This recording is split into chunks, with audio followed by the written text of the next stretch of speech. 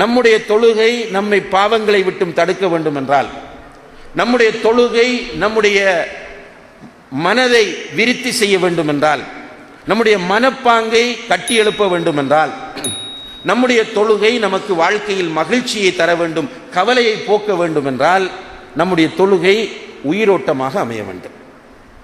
தொழுகையை உயிரோட்டமாக அமைப்பதற்கு நிறைய வழிகளை இஸ்லாம் நமக்கு சொல்லித் தருகிறது. அது நான் ஏற்கனவே சொன்னது போல பிரதானமான விஷயம் நபிகள் நாயகம் ஸல்லல்லாஹு அலைஹி வஸல்லம் அவர்கள் காட்டிய முறையில் தொழுவது. இரண்டாவதாக பிராக்டிக்கலாக சில விஷயங்களை நாம் செய்வது, அதுவும் குர்ஆன் சுன்னா சொன்னதுதான். எப்படி செய்யறது கேட்டால், முதலிலே வுது செய்யும் போதே இந்த எண்ணத்தை மனதில் வரவழைக்க வேண்டும். வுது செய்யும் போதே என்னுடைய தொழுகை உயிரோட்டமாக அமைய வேண்டும் என்ற எண்ணத்தை வரவழைத்துக் கொள்ள வேண்டும். வுதுவை சும்மா முகம் கழுவுற மாதிரி கழுவக்கூடாது. வுதுவை ஒரு இபாதத்தாக செய்ய வேண்டும். செய்யும் போது யா அல்லாஹ், உன்னை தொழுவதற்காக வுது செய்கிறேன். வுது செய்தால் என்னுடைய உறுப்புகள் எல்லாம் மறுமையிலே பிரகாசிக்கும். யா அல்லாஹ், நான் வுது செய்யும் போது நான் கையால் செய்த பாவங்கள் போகும், வாயால் செய்த பாவங்கள் போய்விடும், கண்ணால் செய்த பாவங்கள் போய்விடும் என்கிற அந்த உணர்வும் சிந்தனையும் நிறைந்த நிலையில் வுது செய்வது. வுது செய்து விட்டு வேறு காரியங்களில் ஈடுபடாமல் நேரடியாக தொழுகைக்கு போவது. அன்புள்ள சகோதரிகளே, ரசூல் ஸல்லல்லாஹு அலைஹி வஸல்லம் அவர்கள் மிஅராஜ் போன நேரத்தில் அவர்களுக்கு சுவர்க்கமும் நரகமும் காட்டப்பட்டது. அதிலே அவர்கள் சுவர்க்கத்தில் பிலால் ரலியல்லாஹு அன்ஹு அவர்களுடைய காலடி சத்தத்தை கேட்டார்கள் என்று வந்து சொல்கிறார்கள். சுவர்க்கத்தில் பிலால் ரலியல்லாஹு அன்ஹு அவர்களுடைய காலடி சத்தத்தை நான் கேட்டேன் என்று அல்லாஹ்வுடைய தூதர் சொல்லிவிட்டு காரணம் கேட்கிறார்கள். பிலால் ரலியல்லாஹு அன்ஹு அவர்கள் சொன்னார்கள், யா ரசூலல்லாஹ், நான் எப்போது வுது செய்தாலும் 2 ரக்காத் தொழாமல் இருப்பதில்லை என்று சொன்னார்கள். நான் எப்போது வுது செய்தாலும் நான் 2 ரக்காத் தொழுது கொள்வேன் என்று சொன்னார்கள். அதே போல அல்லாஹ்வுடைய தூதர் இன்னும் ஒரு ஹதீஸிலே சொன்னார்கள், ஒருவர் வுது செய்து விட்டு 2 ரக்காத் தொழுதால் அவர் செய்த சிறிய பாவங்கள் எல்லாம் அழிக்கப்பட்டு விடும் என்றார்கள். அப்ப இந்த பக்தியோடு வுது செய்ய வேண்டும் ஒன்று. இரண்டாவதாக அந்த வுதுவோடு நேரடியாக தொழுகைக்கு வர வேண்டும். நம்ம தொழுகைக்காக அமைக்கிற இடம், அன்புள்ள சகோதரிகளே, மிக பிரதானமாக கவனத்தில் கொள்ளப்பட வேண்டிய இடமாகும். சும்மா கண்ட இடத்திலாம் தொழலாம், பிரச்சனை இல்லை. ரசூலுல்லாஹி அலைஹி வஸல்லம் அவர்கள் சொன்னார்கள், வஜுஇலத்தில் அர்து குல்லுஹா மஸ்ஜிதன் வ தஹூரா, பூமி எனக்கு தொழுகின்ற இடமாகவும் சுத்தமானதாகவும் ஆக்கப்பட்டுள்ளது என்று சொல்கிறார்கள். தொழலாம். ஆனால் நமக்கு என்ன தேவை என்றால், என்னுடைய தொழுகை உயிரோட்டமாக அமைய வேண்டும் என்ற தேவை இருக்கிறது. எனவே நம்ம தொழுகைக்காக தேர்வு செய்கிற இடம் நம்முடைய கவனத்தை கலைக்காமல், நன்றாக புரிந்து கொள்ளுங்கள், நம்முடைய கவனத்தை கலைக்காமல் நம்முடைய மனதை ஒருநிலைப்படுத்தக்கூடிய ஒரு நல்ல அடக்கமான இடமாக இருக்க வேண்டும். உண்மையிலேயே பெண்களுக்கு தொழுவதற்கு மிக பொருத்தமான இடம் வீடு. பள்ளியில் தொழலாம் தாராளமாக.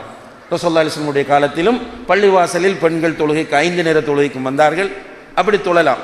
ஆனால் பெண்களுக்கு சிறந்த இடம் வீடு. வீட்டிலும் எந்த இடம் சிறந்தது? அவர்களுக்கு என்று பிரத்யேகமாக இருக்கக்கூடிய அறைதான் சிறந்தது என்று நபிகள் நாயகம் ஸல்லல்லாஹு அலைஹி வஸல்லம் அவர்கள் சொல்கிறார்கள். அப்படியான ஒரு அறையில் தொழுகைக்கான ஒரு இடத்தை நம்ம ஏற்பாடு செய்து கொள்ளலாம். அல்லது இன்றைக்கு நமக்கு வீடுகள் சில நேரங்களில் ஒரு டிஸ்டர்பன்ஸான நிலையில் அமைகிறது. எனவே நம்முடைய வீட்டில் ஒரு பிரேயர் ரூமை நாம் அமைத்துக் கொள்ளலாம். வீட்டில் பெரிய கிச்சன் வர வேண்டும், முதல் பொம்பளையில் சொல்றது. பாத்ரூம் பெருசா இருக்க வேண்டும், அந்த லேடிஸ் ஹோல் பெருசா அமையணும். ஒரு தரம் சொல்றதில்ல, நம்முடைய வீட்டில் ஒரு பிரேயர் ரூம் இருக்கட்டும் என்று. ஆண்கள் சுன்னத்தான தொழுகைகளில் வீட்டில் தொழுவது சுன்னா. பள்ளியில் தொழுவதை விட சுன்னத்தான தொழுகைகளில் வீட்டில் தொழுவது சுன்னத். அப்ப வீட்டில் உள்ள ஆண்கள், பிள்ளைகள் எல்லோரும் தொழுவதற்கும் பெண்கள் தொழுவதற்குமாக ஒரு பிரேயர் ரூம், அந்த பிரேயர் ரூம் அமைக்க முடிந்தால் அல்ஹம்துலில்லாஹ். நான் அது ஃபர்து என்று சொல்லவில்லை. அப்படி அமைக்க முடிந்தால் ஒரு கிரேட்டான விஷயம் அது. அப்படி இல்லாவிட்டால் ஒரு செப்பரேட்டான இடம் இருக்க வேண்டும். அந்த இடத்துல டிஸ்டர்பன்ஸ் இருக்கக்கூடாது. டிஸ்டர்பன்ஸ் என்றால் என்ன? நபிகள் நாயகம் ஸல்லல்லாஹு அலைஹி வஸல்லம் அவர்கள் ஒரு நாள் அவர்கள் ஒரு போர்வையை அல்லது ஒரு ஆடையை அணிந்த நிலையில் தொழுகிறார்கள். அதில் கொஞ்சம் டெக்கரேட் பண்ணப்பட்ட ஒரு நூல்கள் போடப்பட்டிருக்கிறது, வேறு பல கலர்களை உடைய நூல்கள். ரசூலுல்லாஹி அலைஹி வஸல்லம் அவர்கள் தொழும்போது அந்த நூலை பார்த்துட்டாங்க. பார்த்தா அவங்களோட கான்சன்ட்ரேஷன், அந்த கவனம் கலைந்து விட்டது. தொழுது முடிந்தவுடன் ரசூலுல்லாஹி அலைஹி வஸல்லம் சொன்னாங்க, இந்த போர்வை என்னுடைய கவனத்தை கலைத்து விட்டது, இதை இன்னாருக்கு கொடுத்து விடுங்கள்னு உடனே கொடுத்து அனுப்பிட்டாங்க. இன்றைக்கு நம்ம எல்லாரும் தொழுறதுக்கு என்ன சூஸ் பண்றோம்? கீழே விரிக்கிறதுக்கு முசல்லா.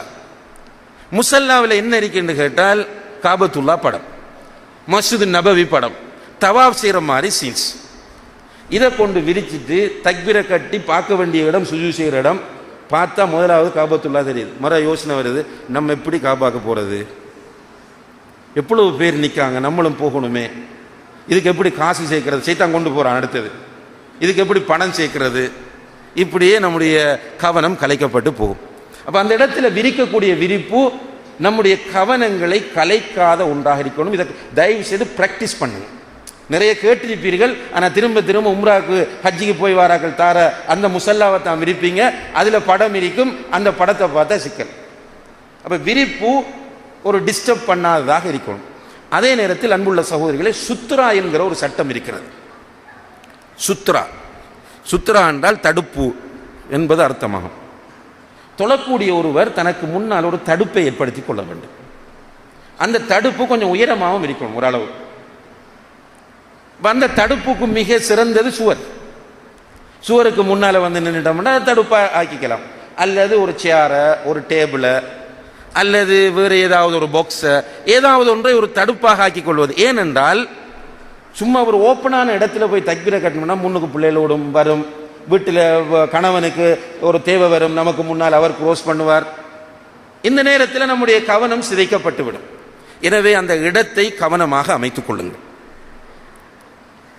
சுத்ராவை அமைத்து கவனத்தை கலைக்காத ஒரு விரிப்பை ஏற்படுத்திக் கொள்ளுங்கள். கிபிலாவை முடியுமானவரை சரியாக முன்னோக்குங்கள். இப்போ இன்றைக்கு நிறைய பேர் சும்மா வீட்டில் முசல்லாவை தூக்கி போடுறது ஒரு டிரெக்ஷனில் தொழுதுட்டு இருக்கிறாங்க.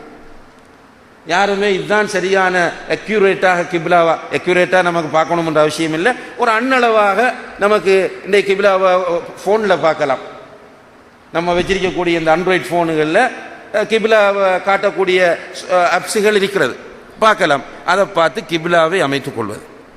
அடுத்ததாக நாம் வந்து தொழுகைக்காக நிற்கும் போது நம்முடைய மனதில் நீயத்து வர வேண்டும். நம்முடைய மனதில் நீயத்து வர வேண்டும். மனதால் நீயத்து வைக்க வேண்டும். எப்படி நீயத்து வைக்கணும் என்றால், யா அல்லாஹ், உனக்காக நான் தொழ வந்திருக்கிறேன், இவ்வளவு போதும். நீங்கள் குறிப்பிட்ட தொழுகையை சொல்ல விரும்பின, மனசில் நினைக்க விரும்பினால் அல்ஹம்துலில்லாஹ், யா அல்லாஹ், உனக்காக மக்ரிப் தொழ வந்திருக்கிறேன், இவ்வளவு போதும். 3 ரக்காத் அதாவாக, மாமூமாக, இமாமாக, இதெல்லாம் அவசியமே இல்லை. ரசூலுல்லாஹி அலைஹி வஸல்லம் அவர்கள் அப்படியெல்லாம் கற்றுத்தரவில்லை. அவர்களிடத்தில் தொழுகையை படித்த சஹாபாக்கள் யாரும் இப்படி செய்யல.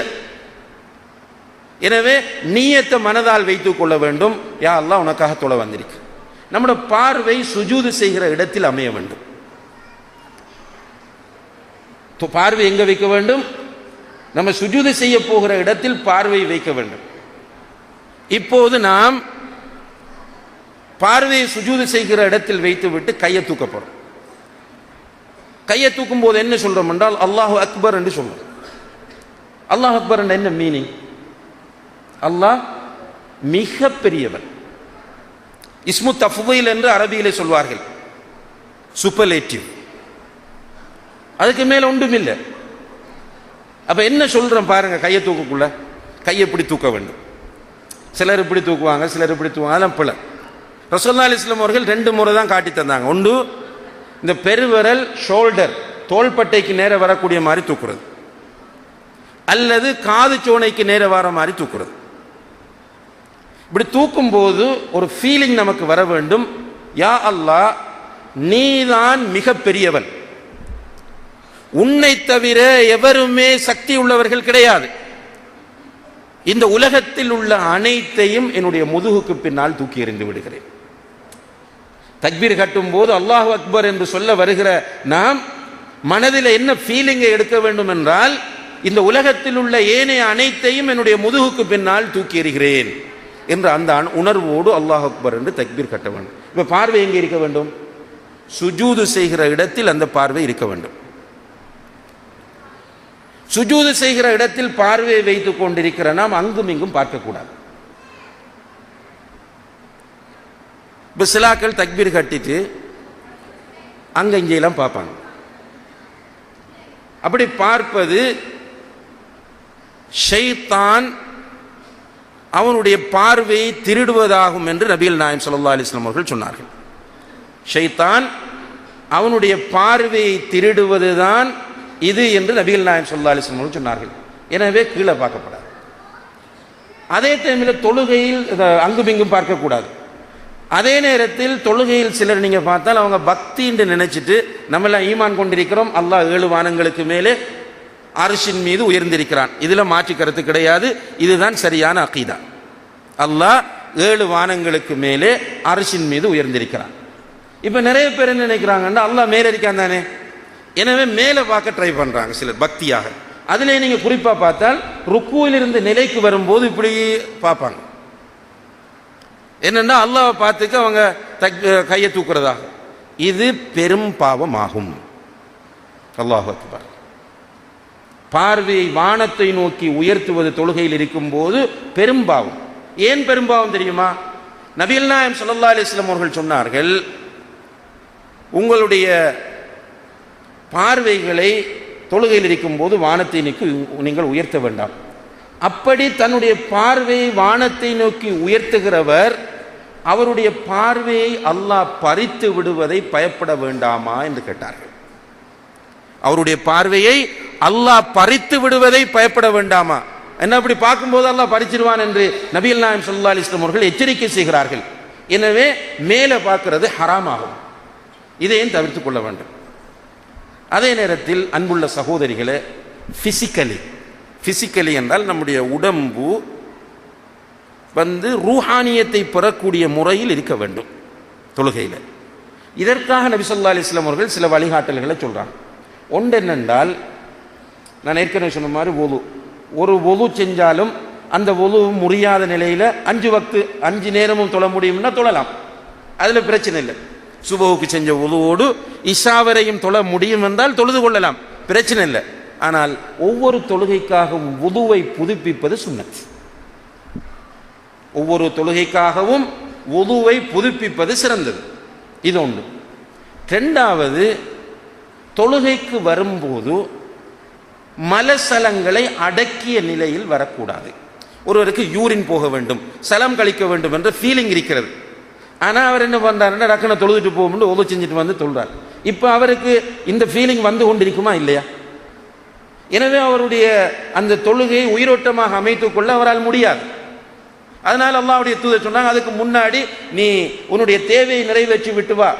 அதே போன்று டாய்லெட் போக வேண்டும் என்ற ஃபீலிங் இருந்தால் அதை முடித்து விட்டு வா. அதே போல் அல்லாஹ்வுடைய தூதர் சொல்கிறார்கள், இந்த விருப்பமான சாப்பாடுகள் ரெடியா இருக்கும் போது தொழ வேண்டாம் என்று சொன்னார்கள். சாப்பாடு ரெடியா இருந்தா என்ன நடக்கும்? மனசெல்லாம் அங்கதான் போகும், உயிரோட்டம் வராது. ரைட்? இதனுடைய அர்த்தம் என்னன்னா, கடைசி நேரத்திலேயும் சாப்பிட்டுட்டு போய் தொழுவோம் இல்லை. இப்போ பெண்களுக்கு ஜமாத் தொழுக கடமை இல்லை, வேலையெல்லாம் முடிச்சுட்டு ஆறுதலா தொழுவோம் உண்டு. இப்போ வேலையெல்லாம் முடிச்செடுக்க 3 மணி ஆயிட்டு, 3 மணியான பிள்ளைகள் ஸ்கூலில் வந்து பிள்ளைகளுக்கு சாப்பாடுலாம் வச்சு கொடுத்து நம்மளும் சாப்பிட்டுட்டு சாப்பாடு ரெடியாக இருக்கி தொழுவோம்னா அசர் டைம் ஆயிடும். இந்த கருத்தில் சொல்லலை, கொஞ்சம் நல்லா ரிலாக்ஸாக டைம் இருக்கும் போது நமக்கு சாப்பாடு ரெடி இருந்தால் ஃபர்ஸ்ட்டுக்கு சாப்பிட்டுட்டு தொழுங்கன்றாங்க. என்றால் தொழுகையில் உயிரோட்டமாக இருப்பதற்கு. அதே போன்று தொழுகை தூக்கம் மிகைத்திருக்கக்கூடிய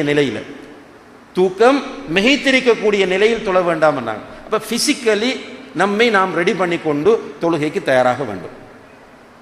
அப்போ தொழுகைக்கு தயாராகி இப்போ நம்ம தொழக்கூடிய அந்த இடத்தை சரியான முறையில் அமைத்து கொண்டு சுத்ராவையும் ஏற்படுத்தி கொண்டு இப்போ நம்ம தக்பீர் கட்டி நிலத்தை பார்க்குறோம், சுஜூத் செய்யக்கூடிய இடத்தை பார்க்குறோம்.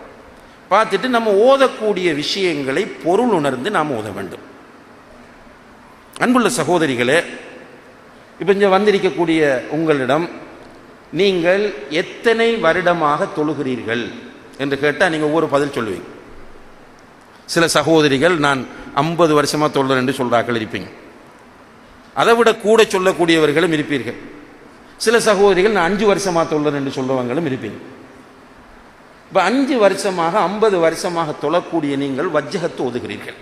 அன்புள்ள சகோதரிகள், நான் எதுக்கு இதெல்லாம் கேட்கிறேன் என்றால், இவ்வளவு காலம் தொழக்கூடிய நமக்கு ஒரு கவலை வரலையே, நான் பொருள் விளங்காமல் இவ்வளவு காலம் ஓதிட்டு இருக்கிறேன், கஷ்டமா? வஜ்ஜகத்துக்கு கருத்து பாடமாக்க கஷ்டமா? சுப்ஹான ரப்பியல் அலீம், சுப்ஹான ரப்பியல் அலா, அத்தஹியாத், ஸலவாத், ரப்பிக்ஃபிர்லி, இதுக்கெல்லாம் கருத்தை பாடமாக்கிய நிலையில நீங்க தொழுது பாருங்க. அல்ஹம்து சூராவை ஓதும் போது உங்களை அறியாமலேயே சில நேரங்களில் உங்களுக்கு அழுகை வந்துவிடும். தொழுகையில் இருக்கிற அந்த ரூஹானியத், அந்த இன்பம், ரசூலுல்லாஹி அலைஹி வஸல்லம் அவர்கள் சொன்னார்களே, வஜுஇலத் குர்ரத்து ஐனி ஃபிஸ் ஸலா, என்னுடைய கண் குளிர்ச்சி தொழுகையிலே ஆக்கப்பட்டுள்ள அந்த கண் குளிர்ச்சியை நீங்கள் காண்பீர்கள். ஒரு தொழுகை மிஸ் ஆனால் உங்களால் அதை தாங்கிக் கொள்ளவே முடியாது. முதலிலே அல்லாஹ் கேட்கிற கேள்வி தொழுதாயா என்கிற கேள்வி. தொழுகை சீரானால் எல்லாம் சீராகும், தொழுகை கட்டுவிட்டால் எல்லாம் கட்டுவிடும். அல்லாஹ்வுடைய தூதர் ஸல்லல்லாஹு அலைஹி வஸல்லம் அவர்கள் சொன்னார்கள். எனவே அன்புள்ள தாய்மார்களே, சகோதரிகளே, முடியுமானவரை தொழுகையில் நாம் ஓதக்கூடிய விஷயங்களை பொருள் உணர்ந்து ஓத வேண்டும். ஓதினா தொழுகையில் உள்ள உயிரோட்டம் வரும். அதே போல தொழுகையில் உள்ள அந்த ஒவ்வொரு செயலையும் அமைதியாக செய்ய வேண்டும். ருக்குஐ அமைதியாக செய்ய வேண்டும். ருக்கு செய்யும் போது நம்முடைய முதுகு நேராக வரணும். முதுகு நேராக, முழங்காலை நம்முடைய கைகளால் விரல்களை விரித்த நிலையில் பிடித்துக் கொள்ள வேண்டும். கைகளை நேராக வச்சுக் கொள்ளணும். முதுகு நேராக வேண்டும். ருக்குல குறைந்தது சுப்ஹான ரப்பியல் அஸீம் என்று 3 தடவை சொல்ல வேண்டும். அதுக்கு பிறகு எத்தனை தடவையும் நீங்க சொல்லலாம் சுப்ஹான ரப்பியல் அஸீம் என்பது. 5, 7 ஒத்தப்பட சொல்றது சிறந்தது. ஒத்தைய யோசிக்கிருக்க வேண்டிய அவசியமும் இல்லை. 3க்கு மேல எத்தனையும் சொல்லலாம். ருக்குல சுப்ஹான ரப்பியல் அஸீம் மட்டும்தான் இருக்கா? சுப்பூஹுன் குத்தூசுன் ரப்புல் மலாயிகத்தி வர்ரூஹ், சுப்ஹான தில் ஜபரூத்தி வல் மலக்கூத்தி வல் கிப்ரியாஇ வல் அஸமா, அல்லாஹும்ம லக்க ரகஅத்து வ பிக ஆமன்து வ லக்க அஸ்லம்த், இப்படி வரக்கூடியது. நிறைய திக்ருகளை ரசூலுல்லாஹி அலைஹி வஸல்லம் அவர்கள் ருக்குவிலே அதை ஓதுறது. நிலைக்கு வரும்போது அமைதியாக கையை தூக்கிட்டு சமி அல்லாஹு லிமன் ஹமீதாண்டு வாரது, கையை விடுறது. அதில் எல்லாருமே ரப்பனா வலக்கல் ஹம்த். அது மட்டுமல்ல, ரசூலுல்லாஹி அலைஹி வஸல்லம் அல்லாஹும்ம ரப்பனா வலக்கல் ஹம்த் மில் அஸ்ஸமாவாதி வ மில் அல் அர்த் வ மில் மா பைனஹுமா வ மில் மா ஷிஅத மின் ஷைஇன் பஅதஹு அஹ்ல ஸனாஇ வல் மஜ்த் அஹக்கு மா قال العبد وكلنا لك عبد اللهم لا مانع لما اعطيت ولا معطي لما منعت. இது ஓதுறது. சுஜூதுக்கு போறது. சுஜூதுல நம்முடைய 7 உறுப்புகளும் படக்கூடிய முறையில் இருக்கிறது. 7 உறுப்புகளும் சுஜூதுல படக்கூடிய முறையில் இருப்பது. 7 உறுப்புகள்: நெற்றி, மூக்கு 1, 2 கை 3, 2 முழங்கால் 5, 2 கால் விரல்கள் 7. இப்போ இந்த 7 உறுப்புகளும் படக்கும். கையை கொண்டு போய் நிலத்தில் வைக்கப்படாது. இந்த கையினுடைய இந்த பகுதியை கொண்டு நிலத்தில் கீழே போடக்கூடாது. போட்டால் இது நாய் படுப்பது போன்று அல்லாஹ்வுடைய தூதர் அதை ஓமானப்படுத்துகிறார்கள் கேவலமாக. அப்போ அப்படி கையை போடக்கூடாது. பெண்கள் என்ன விளங்கிக்கிறாங்கன்னா விலாவோடு கையை சேர்த்துக்கொள்ளும். அப்படியும் கிடையாது.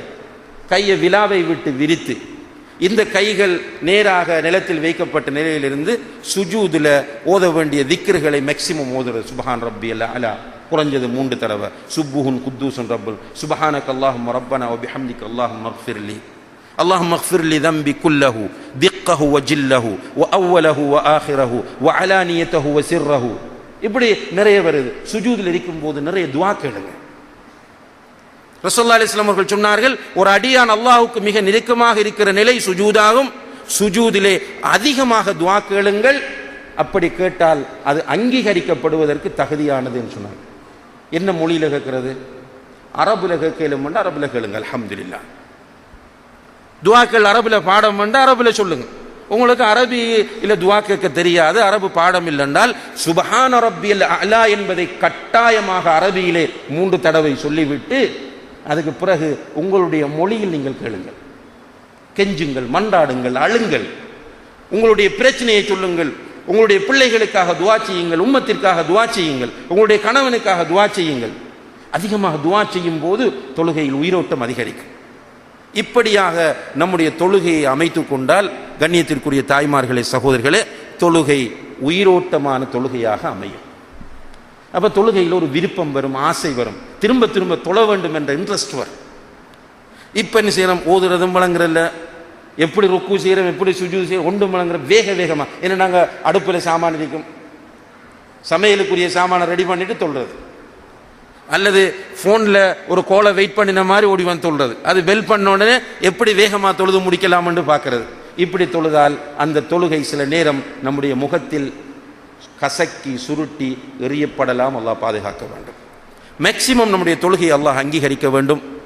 நம்முடைய தொழுகை கண்ணியத்திற்குரிய தாய்மார்களே, சகோதரிகளே, பாவங்களை விட்டு நம்மை தடுக்க வேண்டும். நம்முடைய தொழுகை நம்முடைய மனதை விருத்தி செய்ய வேண்டும். நம்முடைய தொழுகை நமக்கு கண்குளிர்ச்சியாக, மன அமைதியாக ஆக வேண்டும். எனவே நாம் இந்த தொழுகையை உயிரோட்டமாக அமைத்துக் கொள்வதற்கு நபிகள் நாயகம் ஸல்லல்லாஹு அலைஹி வஸல்லம் அவர்கள் காட்டி தந்த முறையில் இங்கே சொல்லப்பட்ட இந்த விதிமுறைகளையும் வழிமுறைகளையும் பின்பற்றி தொழுவதற்கு நாம் முயற்சி செய்ய வேண்டும். எமது நிகழ்ச்சிகளை யூடியூப் வாயிலாக தொடர்ச்சியான பயான்களை பார்வையிட டாக்டர் முபாரக் மதனி ஒஃபீஷியல் எனும் யூடியூப் சேனலை சப்ஸ்கிரைப் செய்யுங்கள்.